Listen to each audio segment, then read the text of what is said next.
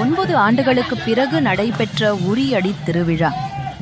திருக்கோணமலை மடத்தடி சந்தியில் அருள்பாலிக்கும் ருக்மணி தாயார், சத்யபாமா தாயார் உடனுரை மகாவிஷ்ணு ஆலயத்தின் உரியடி திருவிழாவானது 25 செப்டம்பர் 14ஆம் நாள் வெகு விமர்சையாக திருக்கடலூர் ஸ்ரீ பத்திரகாளியம்மன் ஆலயத்திற்கு முன்பாக ஆரம்பித்து நகரசபை வீதி, ஏகாம்பரம் வீதி, பட்டணத்திரு, விவேகானந்தா வீதி ஆகிய இடங்களைத் தொடர்ந்து இறுதியாக கோவிலுக்கு முன்பாக என 5 வெவ்வேறு இடங்களில் நடைபெற்றது.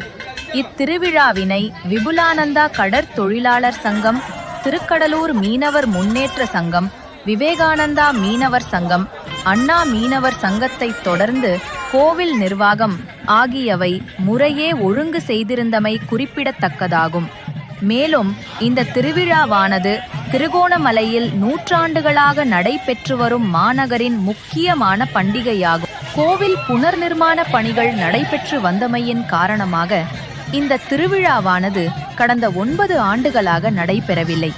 இருந்தும் இந்த நவீன கணினி யுகத்திலும் இளையோர்கள், சிறார்கள் உட்பட அனைத்து ஊர் மக்களாலும் சிறப்பான முறையில் கண்டு கழிக்கப்பட்டு இருந்தமை குறிப்பிடத்தக்கதாகும்.